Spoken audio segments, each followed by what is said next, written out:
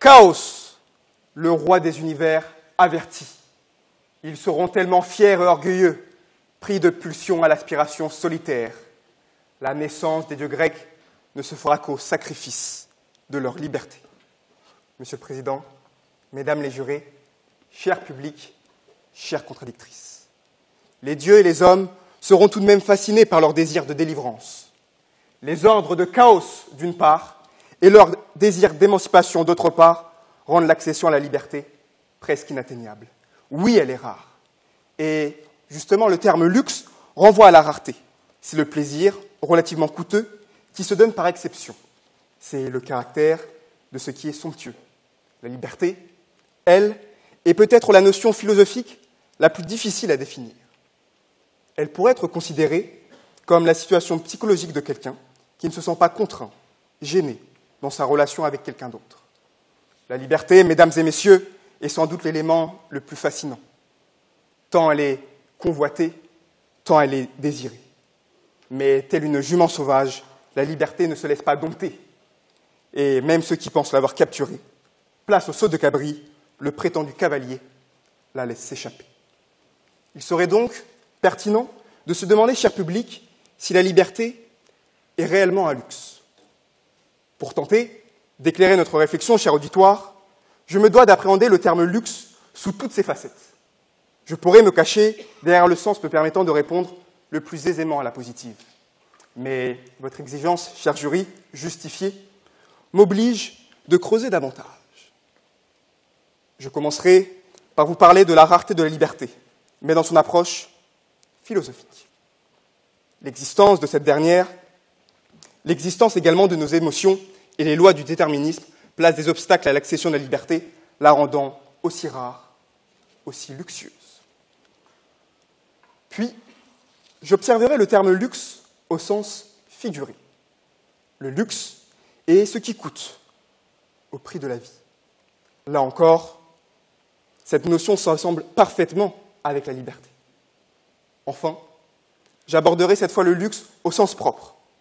C'est ce qui, de manière pécuniaire, coûte aux individus. Vous le verrez, les femmes en seront le symbole de cette liberté financière. Entrons, cher public, dans le vif du sujet et observons la rareté de la liberté lors de son approche philosophique. Mais existe-t-elle réellement? Cher jury, pensez-vous être libre? En réalité, le monde n'est que déterminisme. Il n'est que déterminisme car il suit les lois du logos, de la logique. Les événements s'enchaînent de manière inévitable selon le mécanisme des causes à effet. Je pousse le premier domino, qui fait tomber le deuxième, puis le troisième, et cela ainsi de suite jusqu'au dernier. Le domino ne fait pas le choix de tomber librement. Le domino s'écrase sur le sol car il a été poussé par son précédent. Eh bien, ce même mécanisme de cause à effet s'applique aussi chez les êtres de conscience. Toutefois, les variables sont plus complexes. Prenons un exemple. Un petit garçon refuse de monter sur scène tétanisé. Il est terrifié car il avait déjà échoué sa prestation auparavant. Pourquoi l'avait-il manqué? Car ses parents n'ont cessé de lui dire dans son enfance qu'il était un bon à rien. Et donc, il a perdu confiance en lui. Ils ont tenu de tels propos car ils étaient eux-mêmes moqués et ont reproduit cette éducation néfaste sur leur enfant.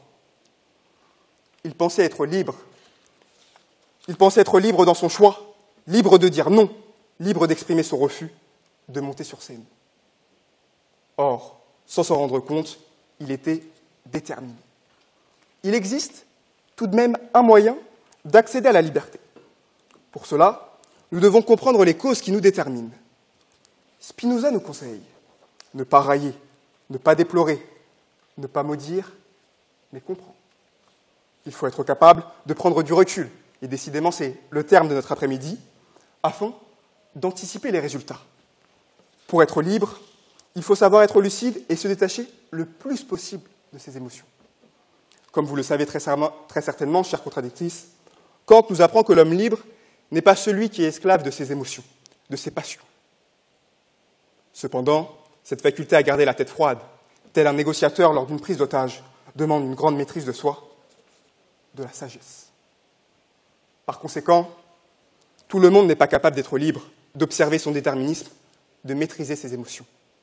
Sur le plan philosophique, accéder à la liberté est une faculté humaine bien rare. Comme le luxe implique la rareté, vous l'aurez compris, cher auditoire, fondamentalement, la liberté est un luxe. Mais poursuivons. Penchons-nous désormais sur le terme luxe au sens figuré. La formulation de notre sujet pourrait alors se traduire par « la liberté est-elle coûteuse à acquérir ? La liberté est-elle difficile à atteindre ?» Si cela est le cas, la liberté sera alors un luxe tant elle est convoitée, tant elle est désirée, mais tant elle est difficilement atteignable. Peut-être, chère contradictrice, de par votre jeune génération, qui est la mienne également, de par le pays dans lequel vous vivez, qui est le mien également, il vous aura échappé que la liberté, qui permet d'ailleurs de nous exprimer aujourd'hui, n'a pas toujours été de soi. Si aujourd'hui, je ne fais pas cette plaidoirie en allemand, heureusement pour les oreilles de mes professeurs germanistes, et apparemment également pour M. Cousin, eh bien, cela a été au prix de millions de vies. Combien de soldats français, de soldats étrangers? Combien de résistants ont tenu tête aux Allemands? Combien de tirailleurs ont repoussé l'oppresseur? Combien d'êtres humains sont morts pour notre liberté? Si nous vivons dans un pays libre, nous le devons à ceux qui ont payé le prix cher de notre délivrance. Mais la liberté n'est-elle pas censée être universelle? Pensez-vous que la liberté réside en Iran, où on viole, torture les femmes qui ne portent pas le voile? Pensez-vous qu'elle réside au Sénégal, pays qui doit encore commercer avec la monnaie de son ancienne colonie? Qu'en est-il de la Chine et des Ouïghours, des dictatures coréennes et vietnamiennes? Se cache-t-elle dans la prison d'Alexeï Navalny, opposant de Poutine, soudainement empoisonné? La liberté devrait être universelle, mais la liberté n'est pas universelle. Rendez-vous compte, 70% de la population vit en dictature. 70%.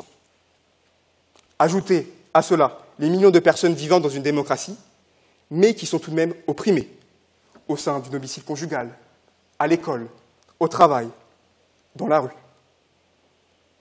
Cette grande majorité silencieuse est parfois tant existante qu'elle vient nous rappeler que la liberté est le plus grand des luxes. Mais continuons et abordons le terme luxe au sens propre. La liberté luxueuse serait ainsi accessible par l'argent. L'émancipation financière permettrait d'accéder à la liberté. En ce lendemain de la journée des droits de la femme, je me devais d'évoquer celles qui ont symbolisé la servitude pécuniaire.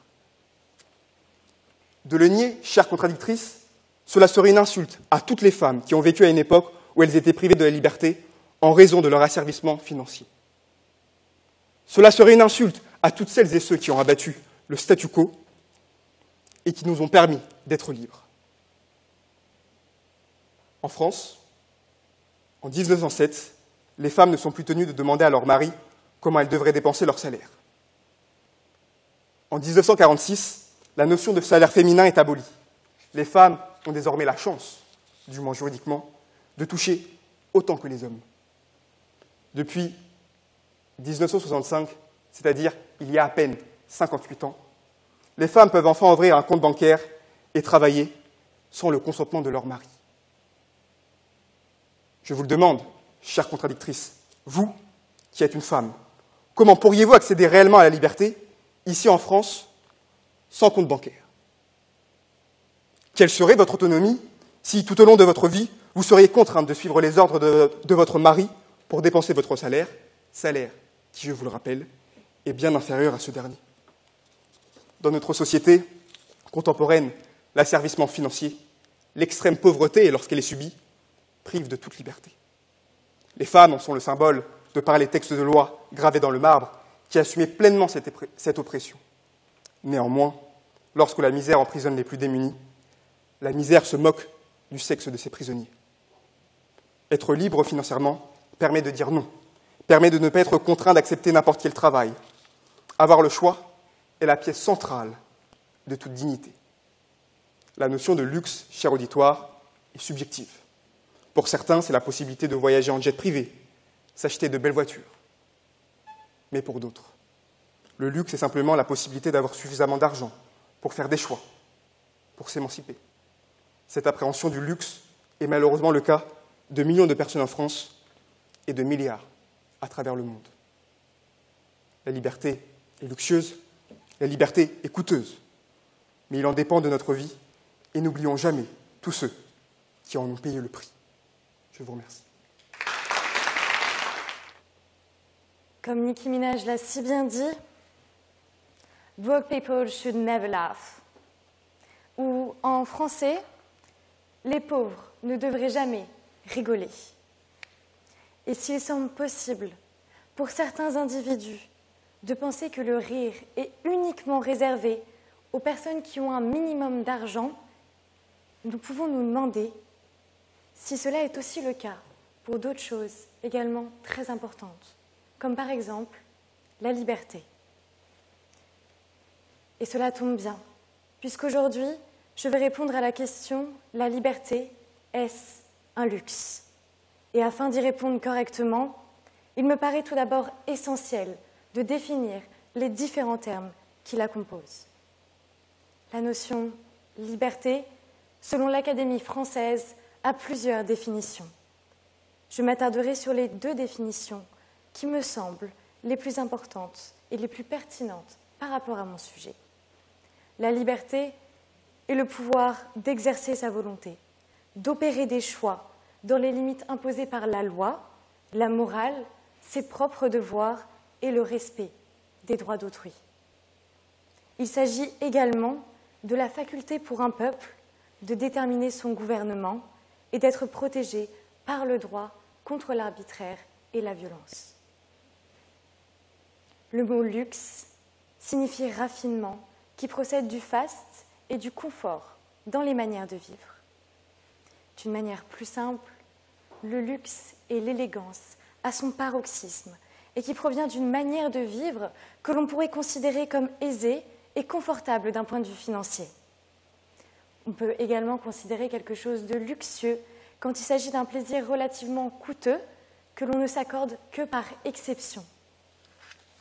Enfin, S exprime la relation entre les mots luxe et liberté et permet de poser une question.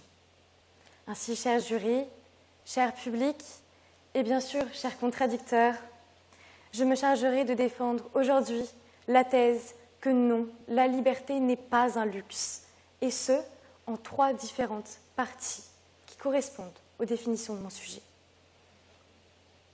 Nous verrons donc, premièrement, que l'opportunité de choisir son gouvernement et d'être protégé par le droit contre la violence et l'arbitraire ne peut pas être vue comme un raffinement provenant de l'aisance et du confort.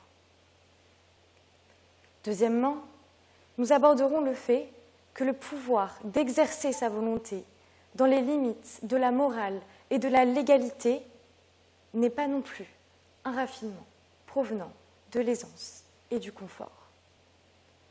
Et enfin, troisièmement, nous constaterons que le droit de faire ce que l'on souhaite dans les limites de la légalité et de la morale, ainsi que la possibilité de déterminer son gouvernement et d'être protégé contre la violence et l'arbitraire, ne peuvent pas être considérés comme des plaisirs rarissimes en raison de leur coût. L'opportunité de choisir son gouvernement et d'être protégé par le droit contre la violence et l'arbitraire ne peut pas être vue comme un raffinement provenant de l'aisance et du confort. Car s'il est parfaitement possible d'être attaché au fait de vivre dans un État démocratique et égalitaire, au point de considérer cette opportunité comme quelque chose d'infiniment élégant et de raffiné, et ainsi de rattacher cette définition de liberté à la définition du luxe, nous ne devons tout de même pas oublier la deuxième partie de la définition du mot luxe, provenant d'une manière de vivre confortable et aisée. Et c'est là que nous pouvons voir le fondement du problème.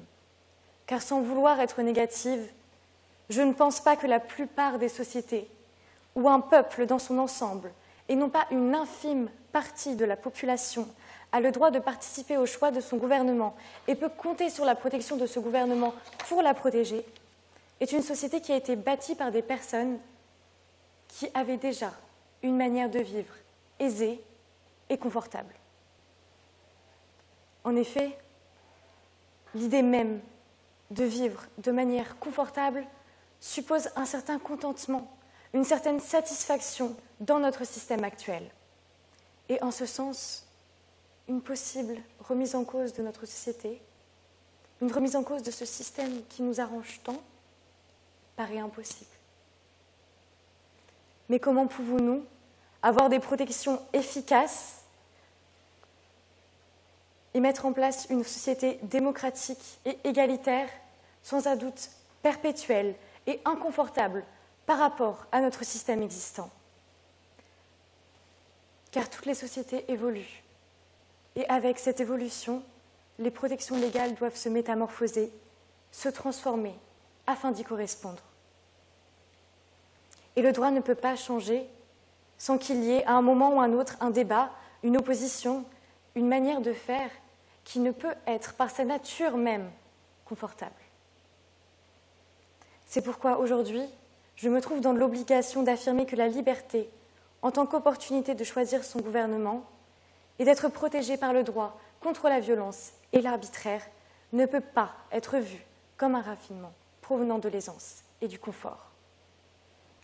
J'en arrive donc à ma deuxième partie. Le pouvoir d'exercer sa volonté dans les limites de la morale et de la légalité n'est pas non plus un raffinement provenant de l'aisance et du confort.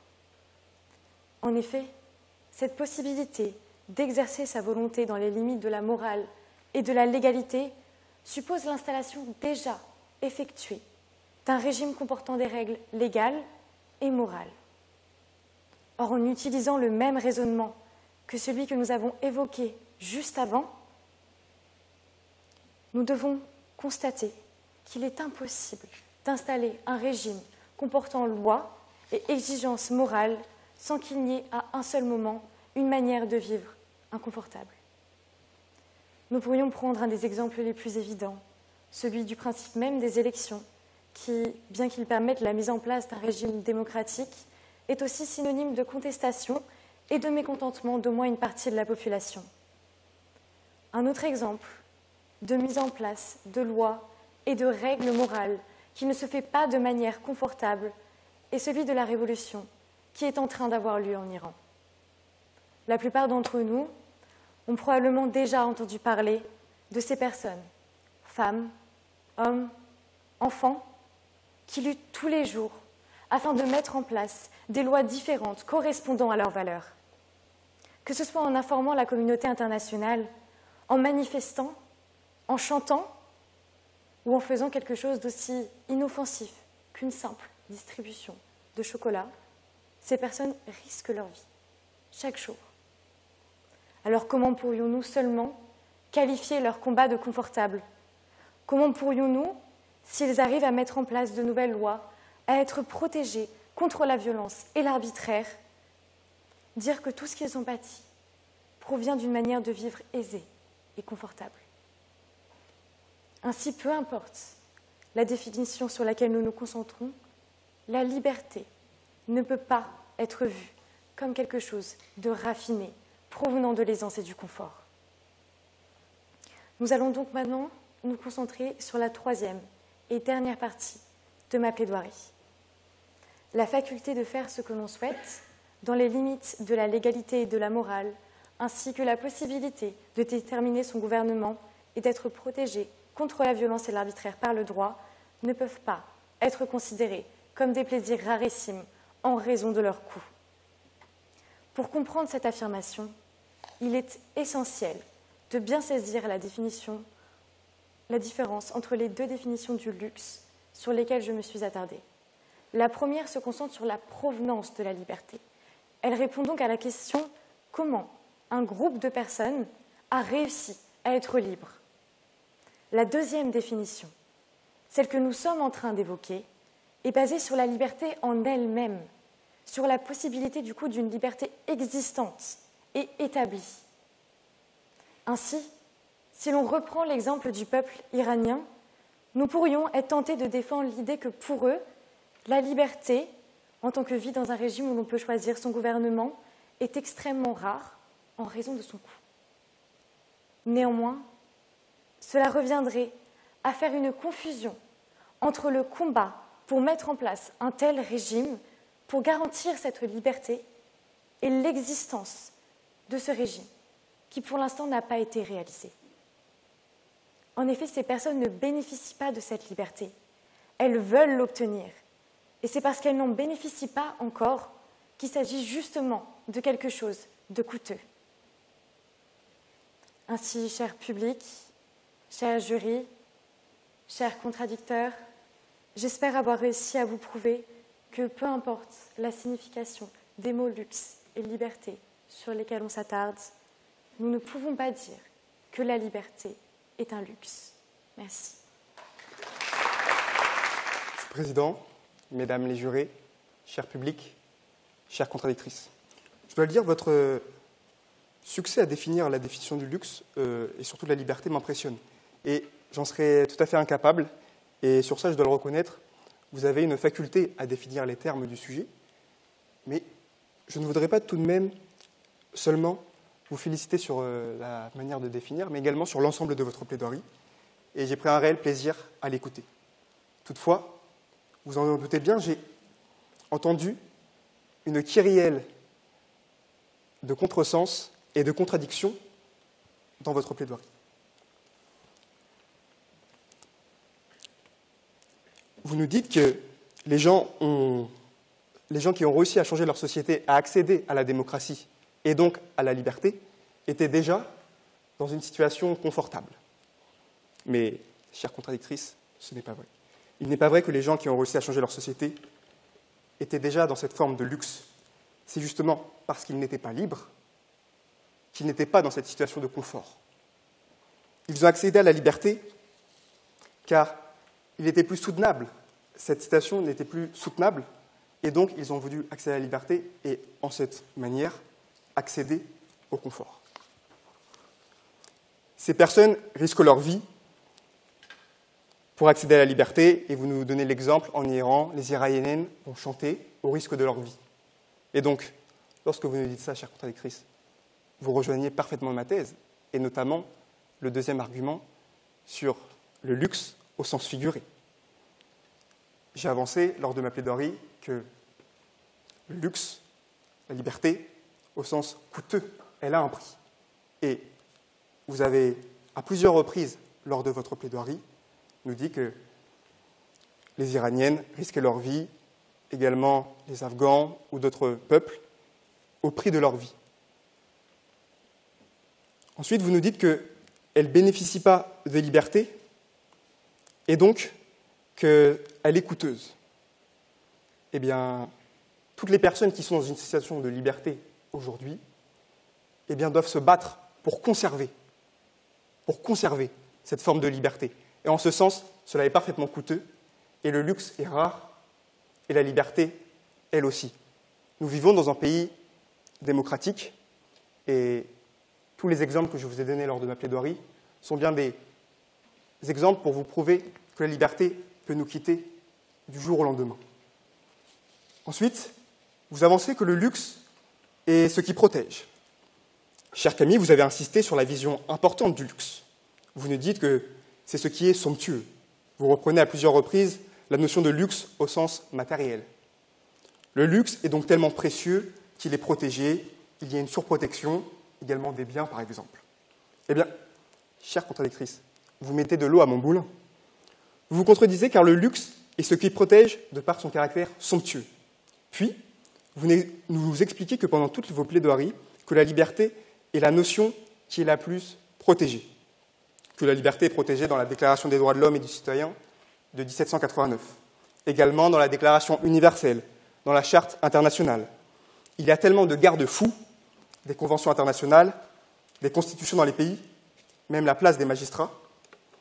Et donc, pensez-vous qu'une telle protection, mise en place, du moins en théorie, se ferait pour n'importe quelle valeur? Cette surprotection existe, car la liberté est un luxe. En ce sens, je vous remercie d'avoir prouvé vous-même que la liberté était un luxe. Et De toute façon, votre argument était fallacieux dès les débuts. Car même si, dans la théorie, la liberté est garantie, comme l'indique l'ONU, mais dans les faits, c'est loin d'être le cas. Allez dire aux Afghans qui sont condamnés à mort arbitrairement qu'ils sont libres, car vous avez dit que la charte de l'ONU disait qu'ils étaient libres. Allez dire à des millions de femmes dans le monde qui subissent l'excision. Elles ne sont évidemment pas consentantes. L'absence de consentement prouve leur absence de choix et donc leur absence de liberté. Allez dire à toutes les proches victimes du terrorisme, traumatisées, qui n'osent plus aller en concert, toutes les personnes qui ne veulent pas sortir dans la rue, y compris en France, par peur de se faire agresser. Je me dois d'achever ma plaidoirie, qui est contrainte dans le temps. Et je ne peux pas parler indéfiniment, et heureusement pour vous d'ailleurs. Je sens que M. le Président va bientôt m'interrompre, et justement pour cela, comme ma liberté de parole est limitée dans le temps, comme elle est un luxe, je vous remercie de m'avoir laissé m'exprimer. Chers contradicteurs, chers jurys, cher public, c'est donc à mon tour de faire ma contre-plaidoirie. Tout d'abord, je tiens également à vous remercier, chers contradicteurs, pour cette merveilleuse plaidoirie, très belle contre-plaidoirie également. Néanmoins, je voulais tout de même donner des précisions sur certaines choses que j'ai indiquées. Tout d'abord, je ne me souviens pas avoir parlé de la charte de l'ONU. Je trouvais que c'est quelque chose qui m'a beaucoup étonnée, le fait que vous ayez mentionné que j'ai parlé de cette charte dans votre contre-plaidoirie. Je ne l'ai pas fait, malheureusement. Je tenais également à affirmer quelque chose, c'est que la liberté n'est pas un luxe. Non pas parce que vous avez affirmé que la liberté a un coût. Vous avez affirmé que la liberté est un luxe parce qu'elle a un coût. Le problème, c'est que ce qui a réellement un coût, ce n'est pas la liberté, c'est l'absence de liberté. C'est le fait que certains peuples, que vous avez si bien cités, n'aient pas cette liberté, que certains peuples veulent avoir cette liberté, qui la rend coûteuse. Il ne faut pas confondre le coût d'une éventuelle liberté et le coût de cette ascension à la liberté, car une liberté qui est parfaitement garantie, qui est existante, n'a plus de coût. Nous pouvons simplement en profiter, sans cesse. Nous avons par exemple la chance de vivre dans un pays qui est démocratique, dans lequel nous avons le droit de pouvoir choisir notre gouvernement. En ce sens, cette liberté ne nous coûte plus rien. Nous pouvons tout simplement en profiter à chaque occasion.